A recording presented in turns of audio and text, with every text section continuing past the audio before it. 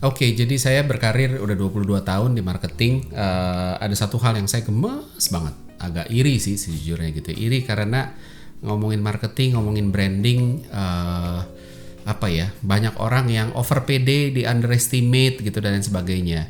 Seolah-olah semua orang tuh bisa gitu loh. Kalau kita mau kerja jadi programmer, web programmer tuh kan nggak semua orang bisa, butuh training khusus gitu ya. Marketing tuh seolah-olah semua orang bisa. Orang kuliahnya apapun dicemplungin ke marketing. Orang teknik, orang psikologi, orang ekonomi, orang apapun itulah gitu ya. Segala macam dicemplungin ke sini gitu loh. Nah, ini terjadi sebenarnya pertama karena ini bisa dimaklumi ya, karena sebenarnya sehari-hari walaupun kita juga bekerja sebagai apapun profesinya, tapi kan kita juga konsumen. Jadi seringkali kita berpikir bahwa ya kan gue juga konsumen, gue tahu kok gimana orang-orang marketing deketin gue, sehingga ketika gue harus jalanin marketing harusnya bisa lah, kurang lebih gitu. Jadi hal-hal kayak gitu. Nah, saya nggak bilang orang-orang itu tidak berhak untuk klaim ngerti marketing dan marketing itu nggak bisa dipelajarin, bisa aja, banyak juga yang sukses gitu ya, banyak orang-orang non marketing yang ternyata berhasil di marketing gitu. Tapi saya cuma mau menggambarkan beberapa hal yang karena mindset anggap enteng ini tuh akhirnya jadi salah kaprah gitu ya. Orang-orang dengan pengetahuan, dengan pengalaman yang minim di marketing ngelakuin terus kelihatan sukses, padahal itu tidak sukses gitu. Nah, itu yang menarik gitu ya. Saya selalu bilang kalau kita ngomongin marketing tuh sama, marketing kan ya kita ngedeketin orang ya. Ya kita juga harus belajar dari bagaimana manusia mendekati manusia untuk kepentingan bisnis, untuk kepentingan pribadi dan sebagainya.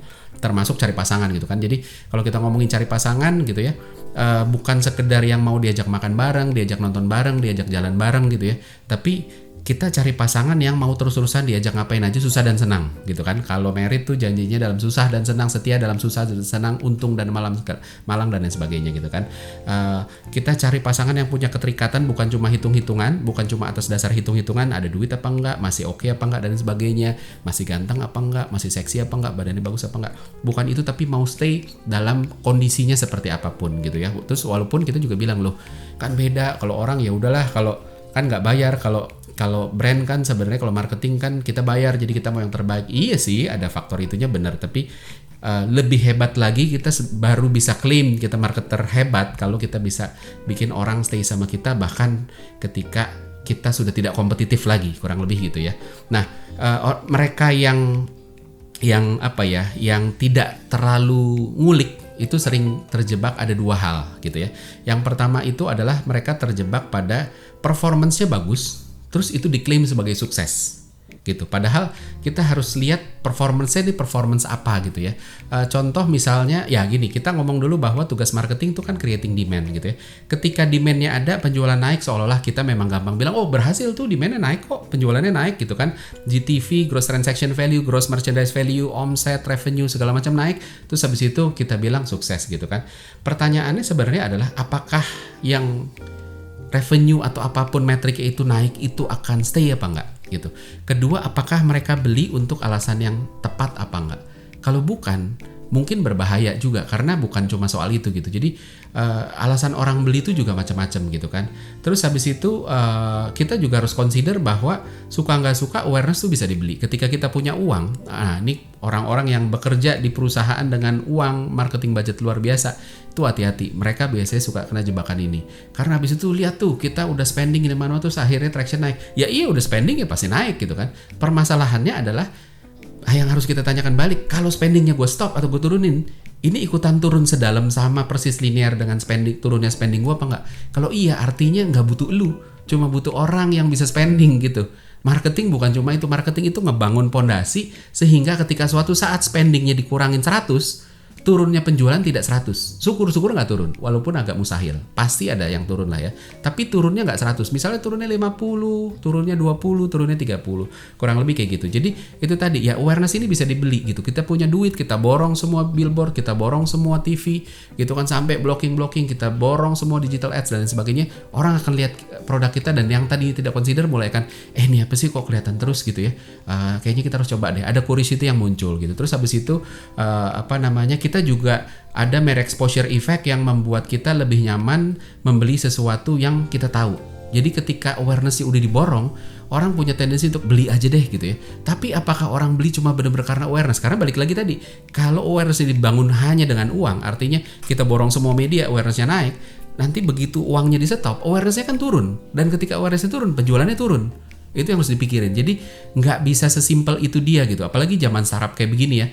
Banyak startup yang penting tuh growth aja. Pokoknya pertumbuhannya tinggi lah yang penting gitu ya. Punya traction bagus gitu kan. Tapi apakah tractionnya bisa sustain apa enggak gitu ya. Nggak terlalu peduli gitu loh. Terutama ketika investmentnya turun gitu. Sehingga terus udah gitu kita nyangkut sendiri. Kita ngedrive traction dengan cara yang tidak sehat, didoping, dibakar duit, kasih cashback gila-gilaan. Yang hitung-hitungan itu rugi gitu ya. Dilakukan, tractionnya naik. Nah, tapi nggak membangun sesuatu sehingga ketika spendingnya diturunin, ini masih bisa entah minimal melandai lah gitu ya. Tapi ikut turunan, nah itu yang bahaya gitu kan. Setidaknya kalau tractionnya itu di drive dengan price structure yang benar sehingga bisnis masih profit, masih oke. Tapi banyak yang enggak gitu kan. Nah, terus kita juga lihat bahwa orang beli itu bisa karena banyak hal gitu kan. Belum tentu karena marketing budget kita doang gitu ya. Belum tentu karena strategi kita. Tapi bisa jadi karena ini memang barang baru sehingga kita tertarik gitu. Ada yang namanya fresh start effect. Fresh start effect nih gini. Kita tahulah semua setiap di awal tahun gitu kan, tahun baru kita punya resolusi, wah semangat, gue mau belajar bahasa Inggris, gue pengen belajar komputer, gue pengen lebih disiplin, gue pengen kurus, gue pengen lain sebagainya gitu ya. Fresh start effect bertahannya berapa lama? 2 minggu, sebulan, 2 bulan, udah habis itu turun, nukik rame-rame gitu. Ini juga sama, ketika ada barang baru kita tuh otak kita tertarik sama novelty, karena novelty ini kita ya balik lagi, otak kita kan pengen tahu ini pain atau pleasure. Kalau pain kita hindari, kalau pleasure kita beli gitu ya, kita ambil deh gitu kan. Nah, untuk membuktikannya kadang-kadang kita harus beli dulu gitu, terutama low involvement product gitu. Kalau high involvement product, apartemen, nggak mungkin kita ya, kecuali orangnya kaya banget, beli dulu deh untuk coba ini pain atau pleasure, enggak. Tapi banyak produk itu yang ya udah coba aja dulu beli. Nah, ketika tractionnya naik cuma gara-gara fresh start effect, gara-gara orang pengen cobain hal baru, penasaran dan sebagainya, belum tentu sustain. Artinya marketingnya belum bisa dibilang berhasil gitu. Terus ada juga orang yang beli barang karena memang gak ada opsi lain, ya udah dia satu-satunya dan yang lain tuh super busuk gitu loh. Walaupun kita busuk doang gitu loh.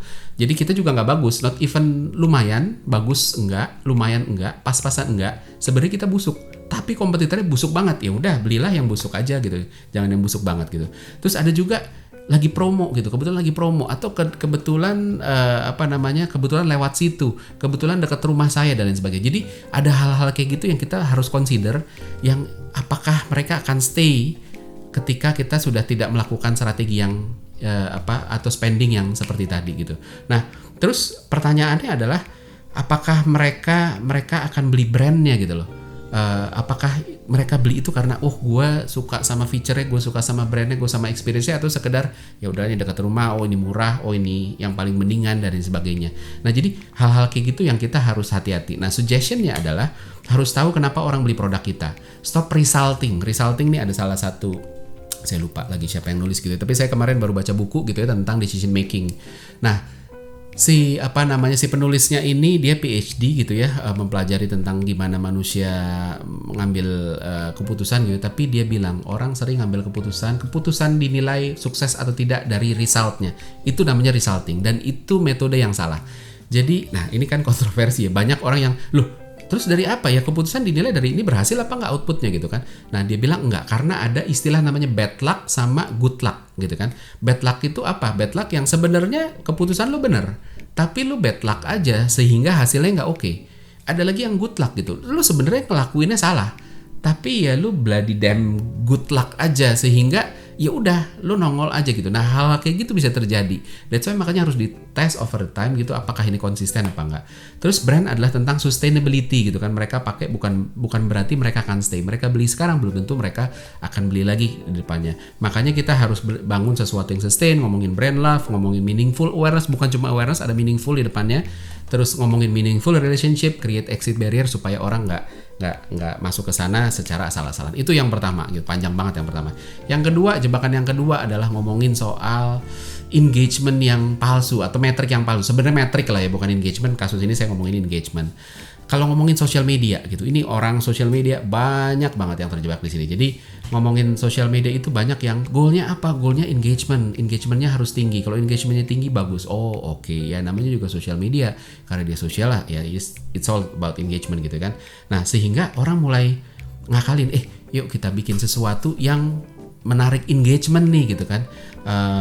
Bikin apa ya? Bikin rame-rame lah, bagi-bagi hadiah lah, panggil artis yang rame lah segala macam, bikin kuis dan lain sebagainya. Engagement naik, bener pasti naik gitu loh. Saya nggak bantah gitu kan. Tapi pertanyaannya adalah apakah itu engagement yang dicari gitu kan? Kita di awal pengen brand kita engage sama kita, konsumen kita engage sama kita, itu bukan dalam rangka hal yang tidak relevan dengan brand kita, dengan bisnis kita. Jadi kalau kita pakai gini, ya ditanya lagi, balik lagi apakah ini sesuatu yang benar. Sama kayak kita juga ngomong soal apa ya, kalau belajar dari kehidupan sehari-hari ya, kita naksir cewek gitu ya. Saya naksir cewek terus habis itu tadinya jarang ngobrol, setiap diajak ngobrol dicuekin gitu kan. Apalagi ngajak jalan gitu, ngajak nonton, ngajak makan, enggak lah, orang nyolek aja dicuekin gitu ya, negur aja dicuekin gitu ya. Terus akhirnya kita bagi-bagi hadiah, ini contoh ekstrim gitu, bagi-bagi hadiah. Ayo yang mau ngomong sama gua kasih hadiah gitu kan. Kemungkinan ada yang mau ngobrol, nggak ada ya, termasuk sih yang tadi kita incar gitu kan. Nah ada dua tipe orang, ya ini bisa cewek bisa cowok ya. Kalau dalam kasus ini cewek gitu ya. Orang pertama adalah dia sebenarnya nggak tertarik sama kita gitu ya, tapi dia baik gitu. Jadi engagement hadiah gitu ya, termasuk berbagai macam hal-hal seperti itu. Kalau lagi deketin cewek tuh kita punya ngajak dia ke tempat yang seru, akan bikin dia mana tertarik, tapi belum tentu tertarik sama orangnya, tertariknya sebenarnya sama tempat di mana kita ngajak dia pergi gitu. Dan apakah itu relevan? Enggak. Bisa itu dijadikan jalan masuk untuk dia nyoba dulu, abis itu stay sama kita, tapi bisa juga enggak. Nah ada lagi yang kedua, ini yang bahaya. Gimana kalau yang masuk sebenarnya mereka yang tidak tertarik sama kita dan enggak bahkan tertarik gitu ya, karena nanti mereka juga enggak baik pula gitu loh. Jadi mereka akan masuk gitu, morotin karena kita bagi-bagi hadiah, masuk seolah-olah ya yaudah gue layanin segala macam, mau ngobrol, mau nonton, mau apa segala. Tapi sebenarnya dia mau cuma duitnya aja. Abis itu udah. Nah itu yang paling bahaya. So suggestionnya adalah pikir lagi seberapa hadiah akan kasih kesempatan untuk kita bisa dekat, bisa punya engagement sama target market yang kita ubah. Itu satu. Terus jangan cepat happy dengan engagement, harus dilihat dasarnya apa. Segera samber sesuatu apa aja yang bisa bikin stay, dibangunlah dengan sesuatu yang bikin stay. Jadi nggak apa-apa punya duit ya, it's okay, tapi abis itu harus terus dibangun dengan sesuatu yang lebih sustain, lebih relevan dan lain sebagainya. Dan terus dievaluasi, bangun stickiness. Kalau orang itu gimana bangun stickinessnya? Ya awalnya yang punya uang berlimpah, enak, punya mobil bagus, diajak liburan kemana, ke Singapura, ke Bali segala macam, pasti mau dibayarin, villanya juga mewah, dibeliin tiket penerbangan bisnis kelas juga gitu, bikin nyaman. Tapi abis itu ya kita harus ngebangun bukan cuma dia nyaman karena naik bisnis kelas, tapi kita juga orang yang nyaman, orang yang baik, orang yang perhatian, bikin kecanduan sama sesuatu yang tanpa kita selalu ngeluarin uang gitu loh.